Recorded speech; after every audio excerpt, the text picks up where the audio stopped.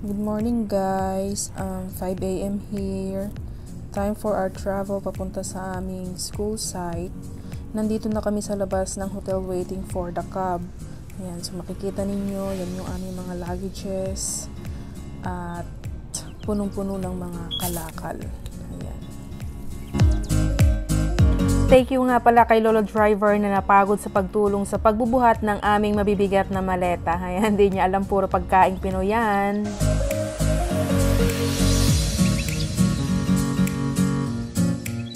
Approaching the Ted Stevens Anchorage International Airport.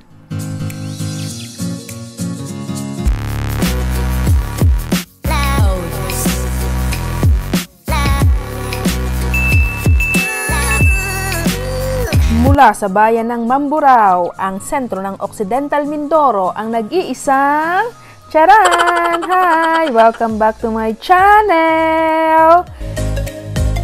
And it's a new day guys! Ayan, salamat nga po pala sa ating dumadaming subscribers. At sa mga hindi pa nakasubscribe, kindly hit the subscribe button. At ngayon nga guys, ipapakita ko sa inyo ano ang ginawa namin bago kami pumunta dito sa waiting area. Ayan. So ngayon guys, magtitimbang tayo ng bag to make sure na 50 pounds lang. Then after, magpiprint na ako ng bag tags and boarding pass.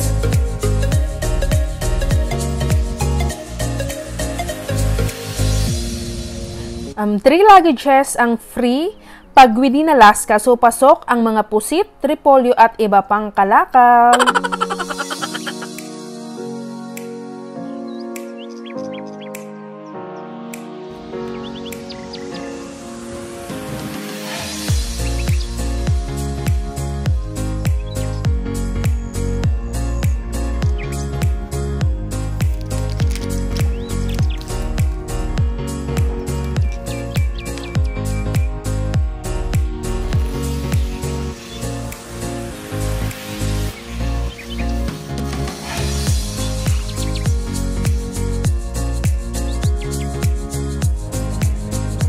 Now, proceed na tayo sa security checkpoint at pinakaayaw kong part kasi laging na-hold ang mga pagkain kong dala.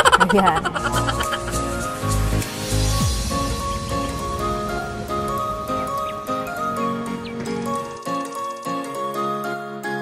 And nandito na ulit tayo sa loob ng airport at ayan, as usual, picture-picture muna tayo kay Mr. Moose. Ayan, hi sa mga friends ko there. Shout out nga po pala sa advisor ng grade 6 FL ng Mamburao Central School. Hi sir! And shout out nga po pala sa mga taga Mamburao Central School, Occidental Mindoro National High School, and Occidental Mindoro State College. Proud Mambureña and proud Mindoreña here!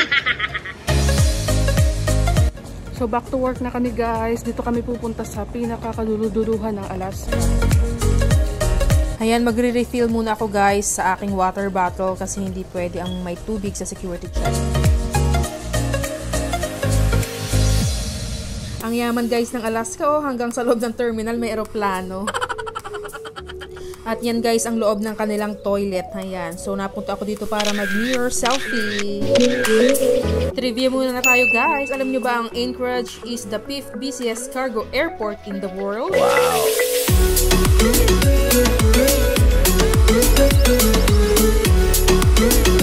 And we're here. Nasa loob na naman kami ng plane going up north, pataas. At ngayon namimigay ng stewardess ng wipes sa bawat passenger.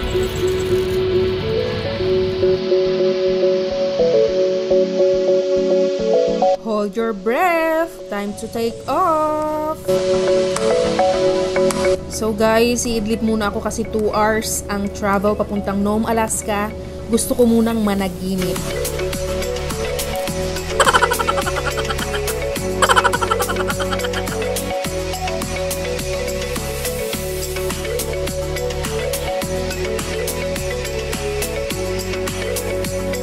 Ayan guys, so bababa na ako ng plane at ayan yung aming pilot.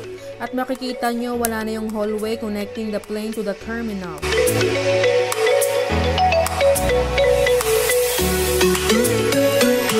Welcome to Nome, Alaska! So, flex ko nga lang pala guys, yung aking best friend Hayan, nandun pa sa likod at bababa lang ng hagdan. Parang nawala na at parang nakakita na ng kanyang forever. Wish ko lang.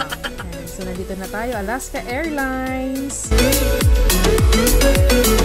Usually guys, pumapasok kami sa loob ng terminal to wait for our luggages. Pero dahil sa current pandemic ngayon, we will stay muna sa open ground and pag ready na ang luggages, saka kami allowed to go inside.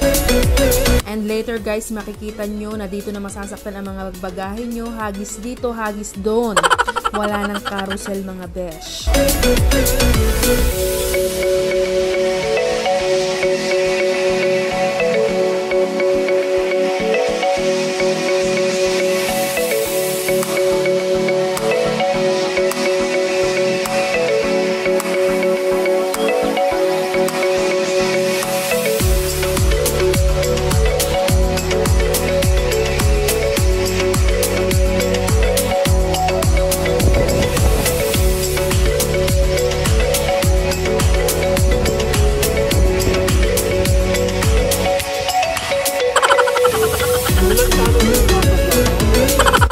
Guys, sa aming mga luggages, mababakas mo ang layo ng kanilang pinuntahan.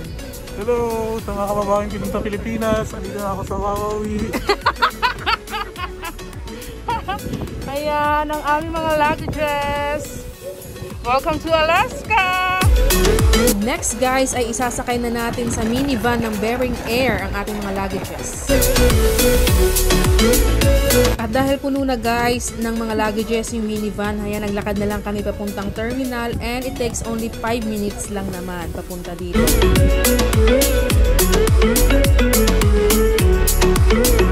And time to check in our luggages. Ay, ipipila natin kasi super dami ng passengers today.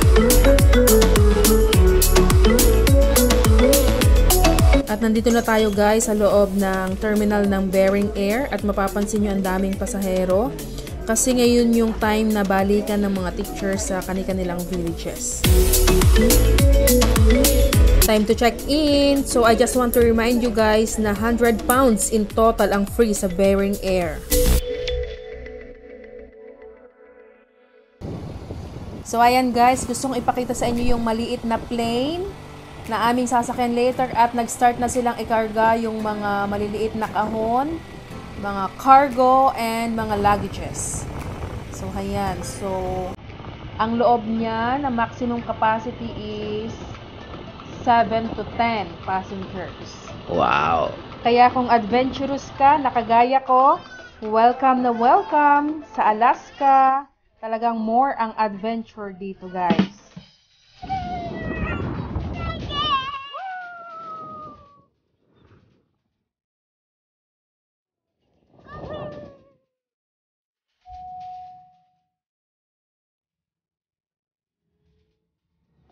So, nandito na tayo guys sa loob ng plane at kung mapapansin nyo, katabi ko na yung mga cargo at yung mga luggages. Ayan. And also guys, 7 lang kami na sakay ng airplane at pang-8 pa yung pilot. Wow! At pataas pa tayo ng pataas sa parte ng Alaska.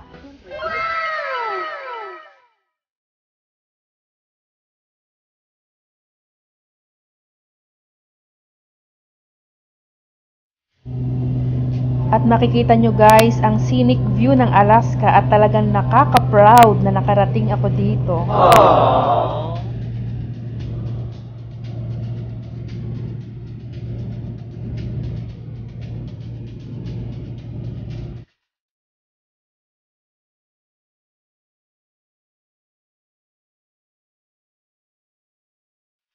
At ayan guys, about to land na ulit yung plane and it takes 30 minutes from Nome, Alaska bago makarating dito sa aming village.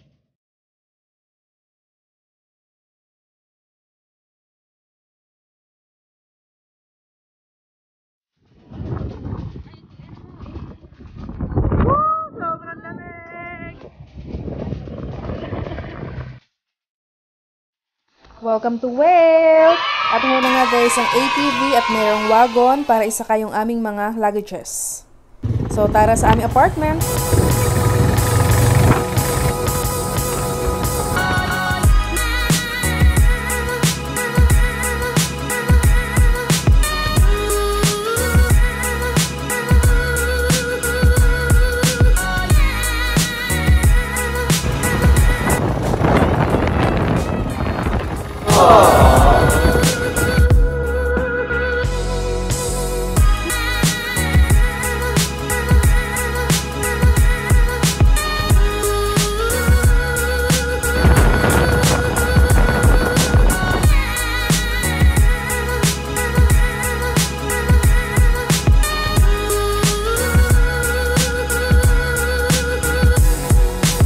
Welcome to our apartment. At ayan nga guys ang view na makikita natin araw-araw. Thank you guys sa pagsama sa aking travel. Until next vlog.